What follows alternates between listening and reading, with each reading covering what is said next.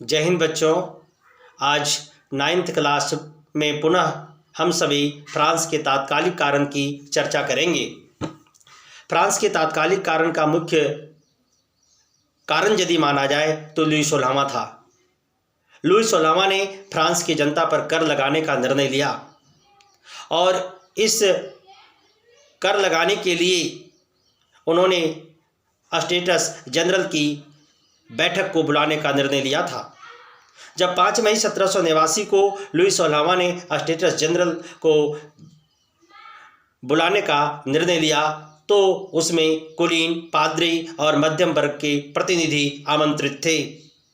लेकिन कुलीनों और पादरियों को बैठने की उचित व्यवस्था थी।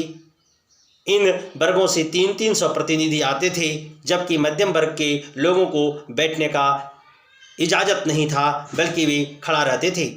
रूसो के सिद्धांत के अनुसार अर्थात रूसो के सामाजिक अनुबंध में इस बात का वर्णन था कि प्रत्येक व्यक्ति को मतदान करने का अधिकार है, प्रत्येक प्रतिनिधि को मतदान करने का अधिकार है। लेकिन जहां लुई 16वां ने कुलीनों और पादरियों को मतदान करने का अधिकार देने की बात कहा, वहीं मध्यम वर्ग के लोगों को मतदान करने से उन्होंने इनकार कर दिया कि आप मतदान नहीं कर सकते हैं।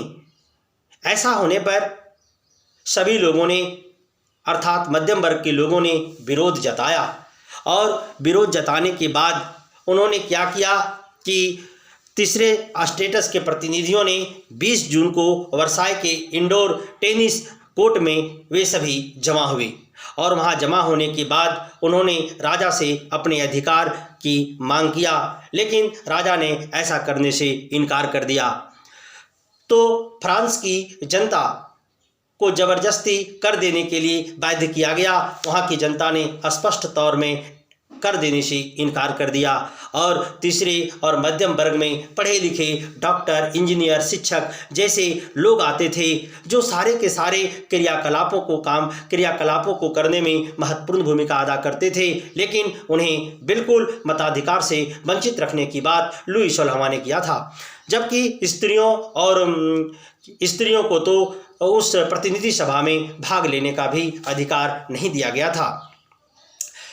मध्यम वर्ग और मजदूर वर्ग का नेतृत्व मिराबो कर रहा था, जो एक कुलीन वर्ग से आता था, लेकिन वह हमेशा बचपन से ही वह कुलीनों और पादरियों के विशेषाधिकार का वह विरोध करता था, वह आम जनता की समर्थन की बात करता था। जब ऐसा हुआ तो वर्साई के महल पर उसके नेतृत्व में एक धावा बोल दिया गया, एक आक्रमण कर दिया गया। वहाँ की जनता ने महत्वपूर्ण भूमिका अदा किया और 14 जुलाई 1789 ईस्वी में वास्तिल के किले पर वहाँ की जनता ने आक्रमण कर दिया और उस किले को पूर्ण रूपेण ध्वस्त कर दिया। इस प्रकार से फ्रांस की क्रांति संपन्न हुई और फ्रांस की क्रांति जब संपन्न हुई तो फ्रांस में क्रांति के बाद लुई 16वां तो बिल्कुल सत्ता से बेदखल कर दिया गया और वहाँ की शासन व्यवस्था का संचालन डायरेक्टरी के माध्यम से होने लगा। डायरेक्टरी के जितने भी पदाधिकारी गण थे वे सभी कुलीनों और पादरियों से संबंधित थे।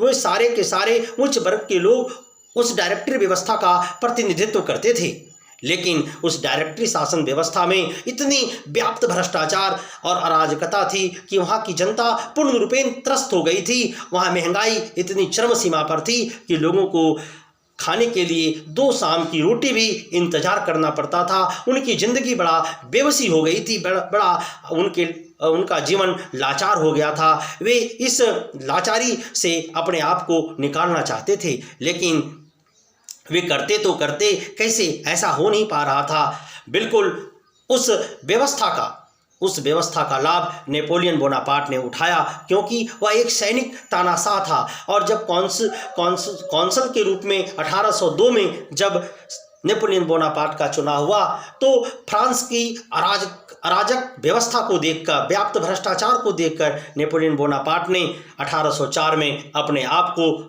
राजा नियुक्त कर दिया, अर्थात वह 1804 में फ्रांस का राजा बन बैठा। जब फ्रांस का राजा वह बना नेपोलियन बोनापार्ट, तो नेपोलियन बोनापार्ट को ताज पहनाने का काम पोप के द्वारा किया जाने की व्यवस्था किया गया था। पोप ने कहा कि मैं फ्रांस की नए सम्राट का, नए राजा का मैं मुकुट पहनाने का काम करूंगा।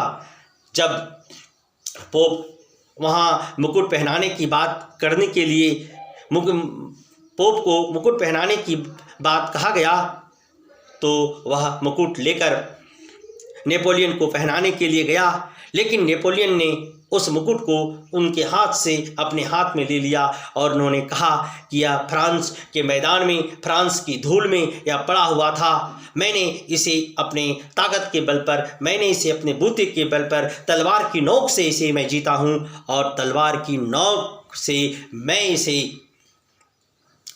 पहनने का काम इसे करूँगा। इस ताज को पहनाने का अधिकार किसी गैर व्यक्ति को नहीं है। मैं इसे खुद से जीता हूँ तो मैं खुद इसे पहनने का काम करूँगा। इस प्रकार से फ्रांस का वह राजा बन गया और राजा बन जाने के बाद उन्होंने फ्रांस के हालात को सुधारने के लिए अनेक सकारात्मक निर्णय लिए, जिसको हम आगे बताने का काम करेंगे। तो इससे दो प्रकार का प्रश्न आपके सामने आया कि फ्रांस का तात्कालिक कारण क्या था, और फ्रांस के तात्कालिक कारण के साथ साथ प्रश्न ये भी आया कि नेपोलियन बोनापार्ट का उदय कैसे हुआ। इस दोनों प्रश्नों का उत्तर आप लिखकर लाएंगे। जय हिंद बच्चों।